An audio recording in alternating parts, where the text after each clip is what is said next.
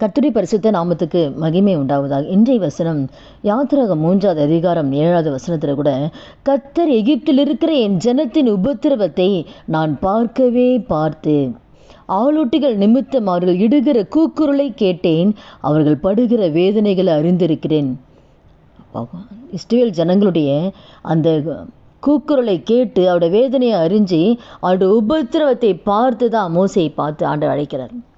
தன் ஜனங்களை மீட்டெடுக்கும்படியாய் மோசையை கர்த்தர் கொண்டு வருகிறார். இந்த நாளில் கூட இந்த வார்த்தையை கேட்கிற ஒவ்வொருத்தர் வாழ்க்கையிலையும் உங்கள் உபத்திரவத்தை கர்த்தர் பார்த்துருக்கிறார். நீங்கள் நினைக்கலாம், என் உபத்திரவம் யாருக்கு தெரியும், வெளியில் வேணால் யாருக்கு தெரியாமல் இருக்கலாம், ஆனால் உங்கள் கூட இருக்கிற கர்த்தருக்கு தெரியும். உங்கள் உபத்திரவத்தை அவர் பார்க்குறாரு. உங்கள் இருத்தில் இருக்கிற வேதனைகள், உங்கள் இருத்தில் இருக்கிற பாரங்களை கர்த்தர் பார்க்குறாரு, அறிஞ்சிருக்கிறார்.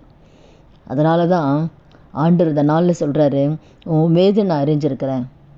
வெளியில் வேணால் யாருக்கு தெரியாமல் இருக்கலாம், ஆனால் உன் இருத்தின் வேதனைகள், உன்னுடைய பாடுகள், நீ போகிற அவமானமான பாதைகள் எனக்கு நல்லா தெரியும்.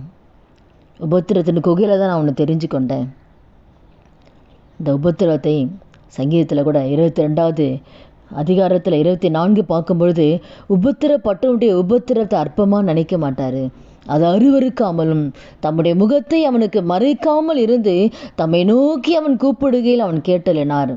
உபத்திரப்படுறவங்க உபத்திரத்தை ஆண்டவர் அற்பமாக நினைக்கவே மாட்டார், அதை அருவருக்கவும் மாட்டார். ஆண்டவரை நோக்கி கூப்பிடுகிற உங்களுடைய கூக்குரலை அவர் கேட்டு உங்கள் ஜெபத்துக்கு, உங்கள் உபத்திரத்திற்கு கர்த்தர் பதிலை கொடுக்க போகிறாரு. அது எந்த உபத்திரமாக இருக்கலாம். அவமானத்தின் பாதையில் கடந்து போகலாம். எந்தெந்த காரியத்தின் பிள்ளைகள் நிமித்தம் உபத்திரத்தில் இருக்கிறீங்களா? பிள்ளைகளுடைய வாழ்க்கை சரியில்லையே, பிள்ளைகளுடைய எதிர்காலம் சரியில்லையே, உபத்திரத்தில் இருக்கிறீங்களா?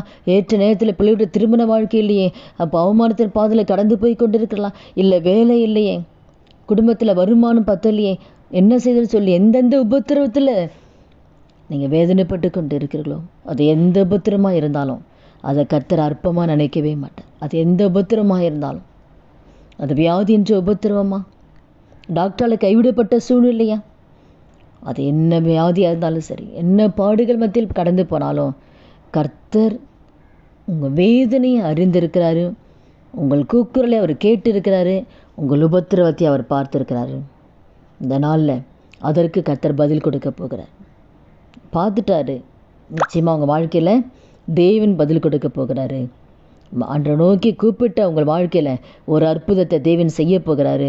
ஒரு புதிய காரியத்தை தேவன் செய்ய போகிறாரு. உபத்திரவத்தை எப்படி இஸ்ரவேல் ஜனங்களை மீட்டு அந்த எகிப்திலிருந்து மீட்டு கானானுக்கு கொண்டு போனாரோ, எகிப்தில் இருக்கிற உங்களுடைய வாழ்க்கையை கர்த்தர் கானானுக்கு கொண்டு போக போகிறார்.